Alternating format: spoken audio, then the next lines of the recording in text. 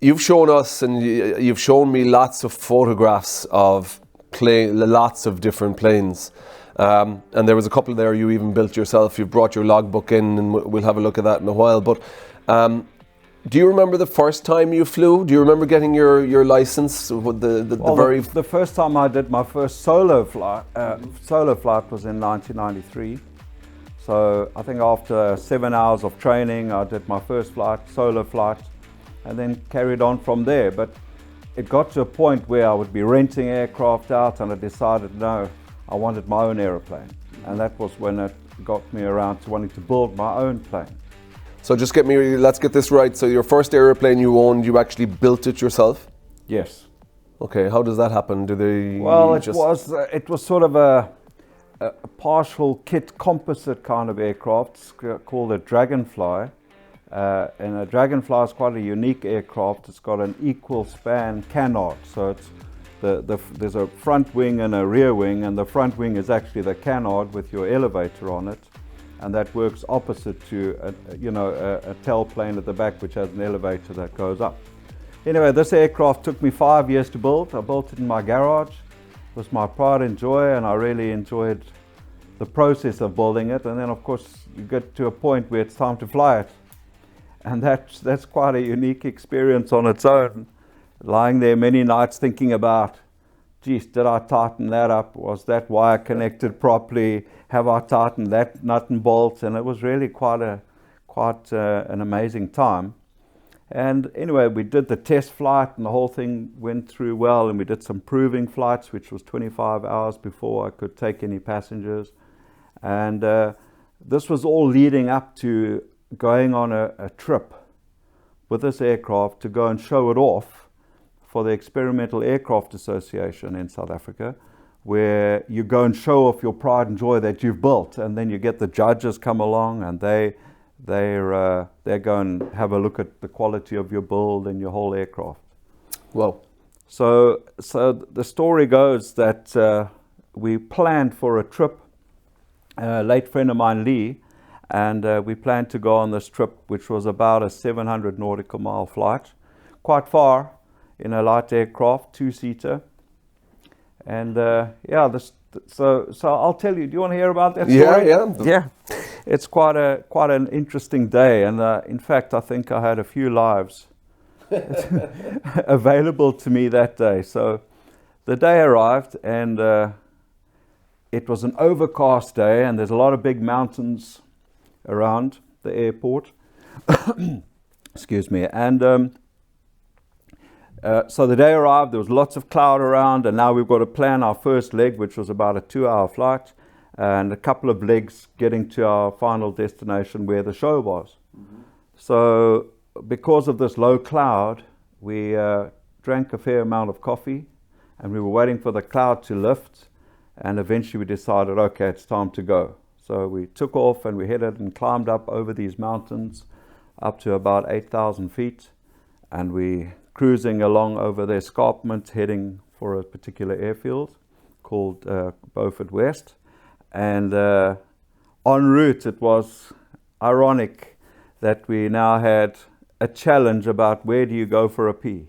Mm-hmm. We had drank too much coffee while actually being there waiting, where normally you wouldn't drink so much coffee before you go on a flight.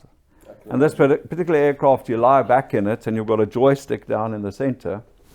And so now, of course, the two of us need to have a pee, and we grab a little bottle and put it down by your privates, and my mate now fills up the bottle and gives me like a leftover bottle, and now I'm trying to pee, and I end up having to put my thumb over my privates, and it went like a tugboat all over the entry panel. That was the first challenge on the first leg. Okay. So now we land at this airport, and it was a gravel runway, and the runway, oh man, was wet. There was a rain shower that had gone through.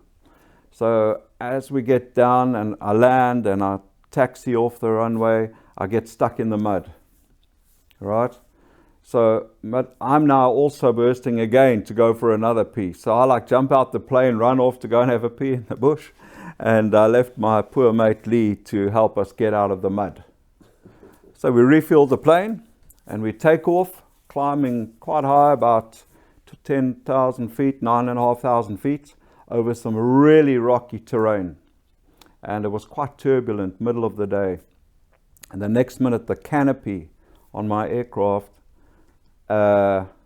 dislodged itself and started flapping in the wind. Right? And now you're high up and this canopy is flapping. And it was quite scary because you now need to try and keep flying the aircraft. And at the same time, you're trying to close the canopy, right?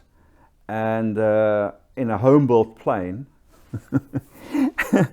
So I landed. There's a pattern emerging here, Sean. I landed up taking my belt off my trousers, right? And I strapped down the canopy while trying to fly just to keep it closed.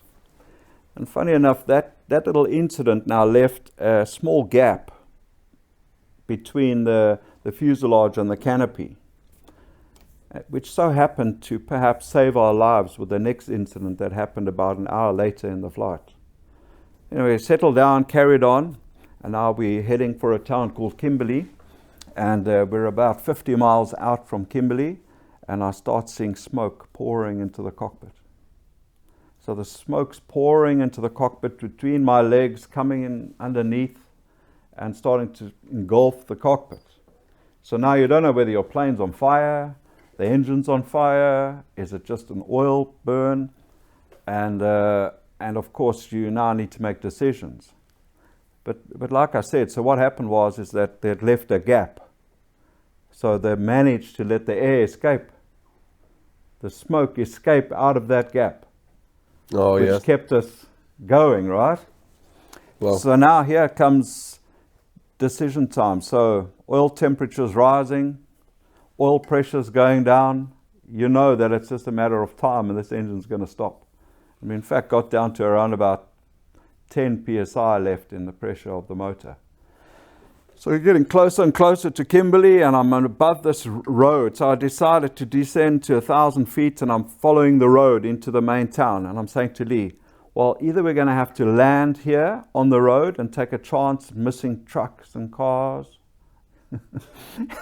because, you know, you have this vision of, well, getting down, and you're also quite nervous to want to be able to open the throttle again, because you're not sure whether the engine's going to die, because it's about to stop at any moment.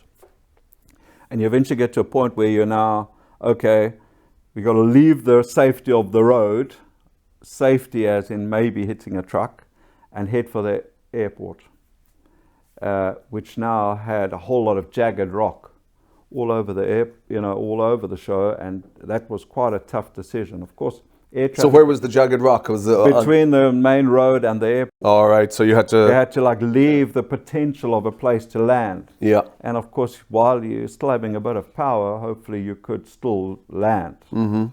And air traffic control cleared us in and cleared away all the aircraft in the area, and we landed very fast. I can imagine. Way too fast, and the little wheels touched the ground, and we managed safely to get on the ground. And what was the problem? Where was the smoke coming from? What was the problem? Lucky.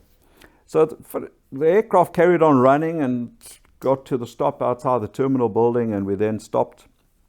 And I took the cowling off, and there I saw that an oil cooler pipe had broken. So the pipe between the oil cooler and the motor, and that was in fact the causing the smoke. It was oil getting onto the exhaust pipe. Wow. So yeah, that was quite a scary moment. And of course, now you're going to the show, you want to get to the show, you want to show your aircraft, and we land up going into town, and I found a Jaguar car oil cooler, and I came back and we tried to fit it onto the plane and ran out of time. So I then decided, okay, well, we've got to get to the show. So we left the oil cooler off, and I did a test flight without the oil cooler on it. And then it didn't work out because the oil temperature was too high. So we eventually get an oil cooler fitted, but we stayed overnight, and we could only leave the next day, only to get to the show when it was at its end. Oh. So we didn't quite make the show. Oops. And from there, yeah, it was quite, but what an experience. I mean, I think we nearly died 3 times that day. On the one day? On the one day. Right, okay. And then we flew back to Cape Town, and that was quite an interesting time.